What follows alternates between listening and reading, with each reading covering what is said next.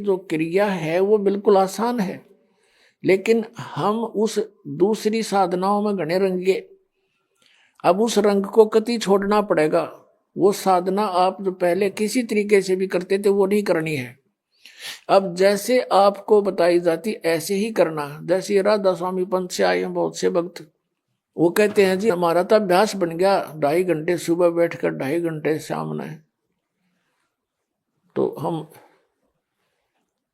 और जब तक ना बैठा हमारा मन सा ना भरता, तो ये नहीं करना आपने। क्योंकि वैसे तो ठीक है, बैठे हो, समय मिल गया तो भक्ति करो, कोई दिक्कत नहीं है, मंत्र करो, बैठ के करो, लेकिन मेडिटेशन नहीं करना। ये जो ध्यान है ये हठ योग है, और ध्यान की विधि हम बताएंगे वैसे करना।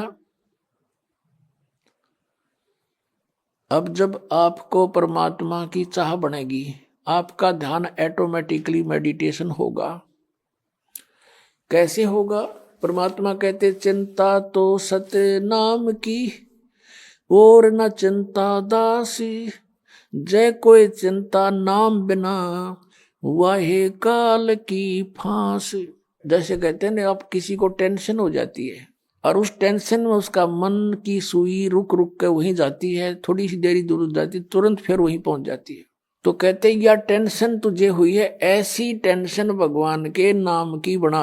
अब जिसको कभी टेंशन हुई हो, जिसको कोई चिंता का विषय गहन बना हो, उसको खूब पता है कि वो किसी से बातें भी कर लेता है 2 मिनट 10 मिनट, उसके तुरंत बाद उसकी सुई उसी टेंशन पर पहुंच जाती है मन। तो इस प्रकार हमने वो ध्यान हमारा है इस परमात्मा के नाम से जोड़ कर रखना या टेंशन बनानी है।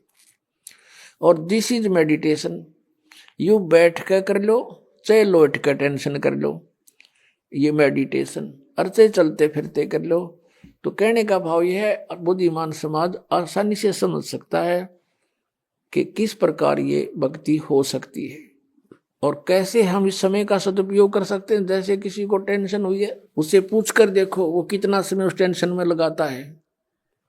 संसारिक कार्य में किसी से बात करने को दिल नहीं करता, उसी समय उस टेंशन पर ध्यान पहुंच जाता और टेंशन के कारण पर। तो ऐसे हमने ये हमारा सहज समाधि है, या संतों की सहज समाधि। तो ऐसे हमने इस नाम के ऊपर मेडिटेशन करना है। ये सुरत शब्द अभ्यास बताते हैं कुछ पंथ वाले, और कैसे कहते हैं हमारे गुरु ने 18 वर्ष तक एक बंद कमरे में बैठकर, कोठे में कोठा, और वहां सुरत शब्द अभ्यास किया। इन्होंने मेरा सुरत शब्द होता क्या है, और ये अभ्यास क्या किया उसने, बता डले डोए हठ योग किया। हठ योग नोट सुरत शब्द अभ्यास हठ योग नहीं होता, वो तो साधना। जैसे हम कोई मंत्र जाप करें, आपको नाम दिया है, वो नाम तो शब्द है, और उसके ऊपर ध्यान लगा के रखना, जोड़ के रखना, उससे 1 सेकंड भी दूर ना करना, ये सुरत शब्द अभ्यास है। यानी उसके नाम के ऊपर सुरती को जोड़े रखना। अगर परमात्मा कहते हैं कबीर जी, जीव्या तो मुख में फिरे और माला फिरे कर्मा ही, मनुआ तो 34 फिरे ये तो सिमरण नाही। उधर से आप समण कर रहे हो और मन सैर सपट्टे कर रहा है, ये समण नहीं है। आप क्या बोल रहे हो, किस मंत्र का उच्चारण कर रहे हो, चाहे मन मन कर रहे हो, चाहे श्वास से कर रहे हो, श्वास से भी जो जाप कर रहे हो उसके ऊपर आपका ये सुरत रहे। तुम बोल कौन सा मंत्र कर रहे हो, कौन सा छोड़ रहे हो, कौन सा ले रहे हो। और इसको अभ्यास करना, इसकी प्रैक्टिस करना, नॉन एज सुरत शब्द प्रैक्टिस, सुरत शब्द अभ्यास।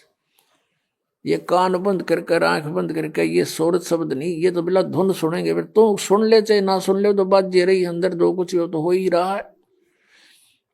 अब ये पिछले संस्कारों से आपके अंदर धुन आधी बज रही है, और वही परमात्मा की ट्राई कर रहे हैं पुण्यात्माएं, जो पिछले संस्कारी। बाकी तो बात भी ना करते, घुटी लाओ मौज कर, अपना जैसा भी उनको धंधा करते रहते हैं। तो आपके अंदर पहले से ही विद्यमान है वो, जो कुछ भी आपको ये अनजान गुरु सुनवाया करते थे, धुन सुन ले, धुन सुन ले।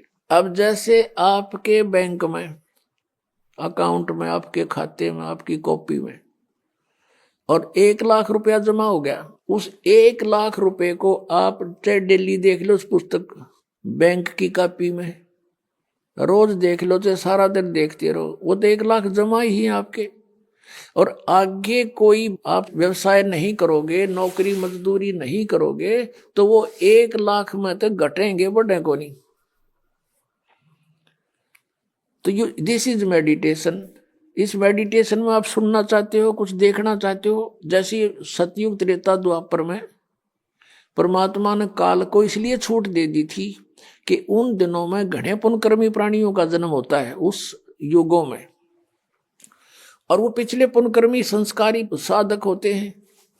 प्रत्येक, चाहे कोई गरीब है चाहे अमीर है, चाहे कोई किसी वर्ण में जन्मा होता है, वो सभी भक्ति किया करते हैं उन युगों में। और उनका ध्यान लगता है, मेडिटेशन लग जाता है 1 सेकंड में। और व्हाट इज मेडिटेशन? मेडिटेशन है क्या उनका? जैसे हमारे शरीर में कमल बने हुए हैं, हमारी रीढ़ की हड्डी जो बैकबोन है, इसके अंदर की साइड में कमल बने हुए हैं, यानी कमल चक्र बने हुए हैं। जैसे एक टेलीविजन के अंदर चैनल होते हैं, और जो भी चैनल ऑन कर दिया जाता है तो उस चैनल में जो कार्यक्रम दिखाई देता वो कहीं और स्थान पर विद्यमान है, और वहां से रिले होकर के वो सिर्फ दिखा रहा है कि ये चैनल में वहां ये कार्य हो रहा है। तो ऐसे ही हमारे शरीर के अंदर चैनल है, मूल कमल, फिर उससे 2 उंगल ऊपर स्वाद चक्र, फिर नाभि चक्र जिसको नाभि कमल भी कहते हैं, और फिर हृदय चक्र, हृदय कमल, और फिर कंठ का चक्कर, कंठ कमल, और फिर त्रिकुटी का कमल, और फिर सहस्रार कमल। तो इस प्रकार हमारे शरीरों में चैनल बने हुए हैं, कमल है। और जो साधक होते हैं पुण्यकर्मी प्राणी, वही परमात्मा की खोज में कोई प्रयत्न करते हैं। तो पहले युगों में प्रत्येक व्यक्ति की समाधि हो लग जाती थी, मेडिटेशन हो जाता था। जो ट्राई करना चाहता था तो फिर वो ये सोच ले, उसको फिर अंदर क्या होता है, उसका कोई कमल पिछले पुण्यों से, पिछले संस्कार से खुल जाता है अभ्यास से। तो वो उस चैनल में क्या होता है कि जैसे फिल्म शुरू हो जाती है, फिल्म एक मूवी शुरू हो जाएगी, उस चैनल पर जहां से प्रोग्राम आ रहा है वो सारा दिखाई देना शुरू हो जाता है। कोई नाच रहा है, कोई गा रहा है, कहीं राजा की सवारी आ रही है, जैसे फिल्म चलती है। कहीं झरने बह रहे हैं, कहीं फलदार वृक्ष नजर आ रहे हैं, कहीं फूलों की बहुत लंबे चौड़े बाड़ी है, बगीची है। तो वो सारा कुछ देखता रहता, कहीं गाने हो रहे हैं, कहीं अप्सराएं नाच रही हैं। तो मेडिटेशन करने वाले जो साधक होते थे, तो यो मन वैसे ना टेकने दे उनको, 10 मिनट भी ना बैठने दे। ये तो कई कई घंटियां बैठे रहा करते, कई कई वर्षों तक बैठ जाते थे। अब अंदर यू बाहर की वस्तुओं से इस मन को अधिक अट्रैक्टिव चीजें अंदर दिखाई देनी शुरू कर देती है, इसलिए ये फिर वहां धक्के खाता रहता, उस देखता रहता उस चैनल पर मूवी को।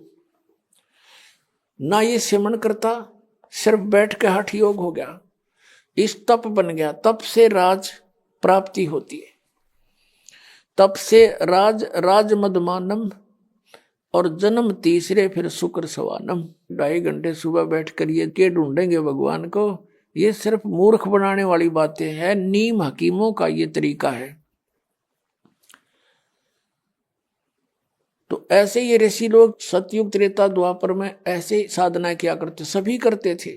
जैसे आपने महाभारत पढ़ा हो तो युद्ध के बाद श्री कृष्ण भी अपना ध्यान करता है, सिमरन करता है, अर्जुन भी बैठ जाता है, ध्यान करते हैं, सिमरन करते हैं। लेकिन सिमरन उस टाइम तो उनका युद्ध का वो था, कल क्या करना है, बेशक वो बैठ जाते थे, लेकिन वो जो समस्या थी उनकी, उन्हीं पर उनके विचार विमर्श आंतरिक होते थे।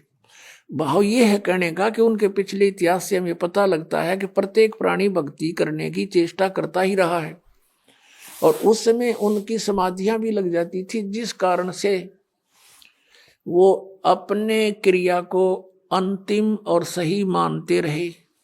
गीता जी अध्याय नंबर 4 के श्लोक नंबर 25 से लेकर 30 तक स्पष्ट किया है कि अर्जुन कोई देवताओं की पूजा करता है, कोई मेडिटेशन करता है, ध्यान लगाता है, कोई स्वाध्याय करता है, और कोई तीक्ष्ण अहिंसावादी व्रत रखता है, और कोई प्राणायाम करता है, कोई केवल योग आसन ही करता है, और सभी अपनी अपनी साधनाओं को पाप नाशक जानते हैं। फिर गीता जी अध्याय नंबर 4 के श्लोक 32 में कहा कि अर्जुन, ऐसी धार्मिक अनुष्ठानों की जानकारी विस्तार के साथ सच्चिदानंद घन ब्रह्म की वाणी में ब्रह्मणे मुखे, उसमें कही गई है सही विस्तार के साथ, परमेश्वर ने स्वयं आकर अपने मुख कमल से बोली है, वो साधना है सही, और वो है तत्व ज्ञान। चौथे अध्याय के 34वें श्लोक में कहा कि फिर उस तत्व ज्ञान को तू तत्वदर्शी संतों के पास जाकर समझ, उनको दंडवत प्रणाम करने से, कपट छोड़ करके उनसे प्रार्थना करने से वो तत्वदर्शी संत तुझे परमात्म तत्व का ज्ञान कराएंगे, उनसे पूछो। तो इससे एक तो ये सिद्ध हो गया कि Gita is not complete knowledge. Shrimad Bhagavad Gita में कंप्लीट स्पिरिचुअल नॉलेज नहीं है, इनकम्प्लीट है, लेकिन गलत नहीं कह सकते। हाँ, गलत वो है जैसे इस काल ने कुछ युद्ध कराने के लिए अर्जुन से अटकलबाजी की है। अभी आपको बता के 5वें अध्याय में वो कहता है कि ऐसे आसन लगा ले, ऐसे बैठ जा, नाक के आगे ध्यान लगा। ये इसका अपना मत है, स्वयं कहता है ये मेरा मत है, और बाकी वेद ज्ञान है। अब जैसे इसने युद्ध कराने के लिए अर्जुन से कहा दूसरे अध्याय के 37 और 38 श्लोक में कि अर्जुन, लाभ हानि को छोड़ के और किसी जय पराजय की भी चिंता ना करके तो युद्ध कर ले। अब पहली तो बात समझ की है कि बिना बगैर लाभ हानि के कौन सिर फुड़वावे, और फिर तुरंत कहता है कि यदि तू युद्ध में जीत गया तो पूरी पृथ्वी का शासन प्राप्त होगा, राज भोगेगा, और यदि तू युद्ध में मारा गया तो स्वर्ग में जाएगा, तेरे दोनों हाथों में लड्डू है, युद्ध कर ले। बता, इसका कोई थ्योरी है? पहले में तो कह रहा है कि लाभ और हानि छोड़ कर युद्ध कर ले, हार जीत की भी चिंता ना करे, और तुरंत लाभ हानि बता रहा है कि यदि मारा गया तो स्वर्ग में जाएगा, और जीत गया तो पृथ्वी का शासन भोगेगा। बता, आप पे लाभ हानि बता रहा है, फिर का लाभ हानि मत सोचे।